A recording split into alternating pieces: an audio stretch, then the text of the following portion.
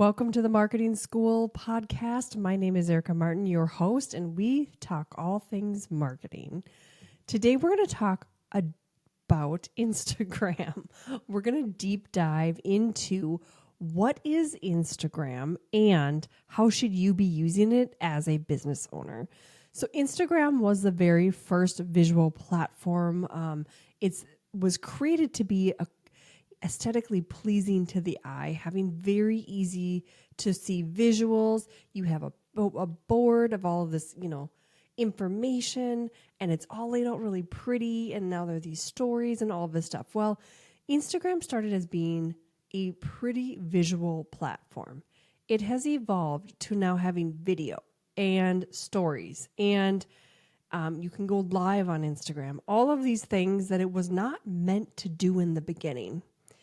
And the biggest mistake I see business owners making is they are not creating and using Instagram the way it was intended. Its original intent was to be a nurturing platform. It is not meant, and if you can see this in real time, if you go open your Instagram on your desktop or your phone and you try to search something, it is near impossible. It is not a search engine.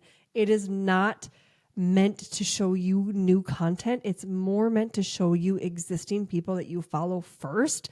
And maybe it will suggest things here and there, but that is not the way the algorithm works. So it is very focused as a nurturing platform. It nurtures by having a post in your feed. You can have reels. You can also have the biggest nurturing aspect are the stories, or you can see the little highlights at the top of the page, but those are the stories that are then saved.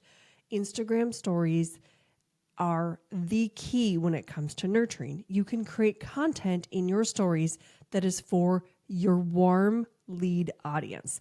The people that see your stories are people who follow you primarily. It's very rare if you have someone that doesn't follow you that does see your story. So your stories is where you want to live when it comes to Instagram. You want to be making stories all of the time, updating people, showing them behind the scenes, all of that kind of content. You can do polls inside of your stories. You can add stickers. You can do links, which is probably the biggest benefit of the stories. So Instagram, when it comes to marketing strategy, we look at it a little bit differently. I am not going to use it like I use TikTok. TikTok is an outreach platform. Its job is to get you new eyes on your content all the time. And what I do and how I use it and how I've helped my clients use it is that we take TikTok, we push our videos to Instagram, and then I have my client live in these stories when it comes to Instagram. So I'm trying to push people from TikTok to the nurturing platform, Instagram, and then I nurture them there. I show them information and behind the scenes all of the time. And I really want to focus on really answering the questions and being real and raw and pull that curtain back on my Instagram account. Now, you can, yes, use your TikToks and repurpose them over onto Instagram as a reel. That is fine. I do this by using an app called repurpose.io. It's a beautiful app. It's a workflow tool. It will grab what you put on one platform and push it to another platform without the watermark. I highly recommend that app. Now, Instagram, again, it was meant, hashtags were used actually for Twitter first, but then they brought them in for Instagram. You can use hashtags on your content for Instagram. Now, Facebook, I would not. TikTok, we're testing it. It's a little up in the air, but I would really be cautious when it comes to using hashtags on Facebook and TikTok. I would use them very infrequent. You can about 3 to 4 hashtags on your Instagram content, whether it's a post, whether it's reels, add those hashtags. The hashtag strategy you want to use is what is the post about? Who is it for? Create a strategy for who's it for. Create a strategy for what is it about. Have those 3 hashtags, maybe 4, and that's a really good hashtag strategy. So we want to make sure that we are using Instagram the way it was intended. Now, the algorithm, like I said, it is a nurturing focused algorithm. It is there to nurture. It is there to build relationships, to build community. And this is usually, again, it's going to show you people. If you open up your page, it's going to show you people that you interact with the most first. You get a score as a user. You get a score compared to the accounts that you follow. You get a score. Higher amount of times that you react with their content, the higher your number is. So you're going to see their content first.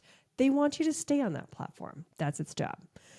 To create content, again, you want to focus on the reels. You want to focus on creating those stories and really live that way in your content. Like I said, how I use it, my content, my clients and myself, we post content to TikTok first. We repurpose, take the content from TikTok, push it over to Instagram, and then we live in our stories. That is how we use it. So we really want to make sure that we're using it the right way, because a lot of people, what ends up happening is people will just have an Instagram account. Now, Instagram is an outreach. It doesn't do what TikTok or Pinterest does. So now you're limited to just people that may happen to find you on the Instagram app, and that is slim to none. People are not on Instagram searching for others that they can follow. They are there to see people they already follow that they may be found on other platforms. So that is our short episode on the Marketing School today, and I will see you in the next one.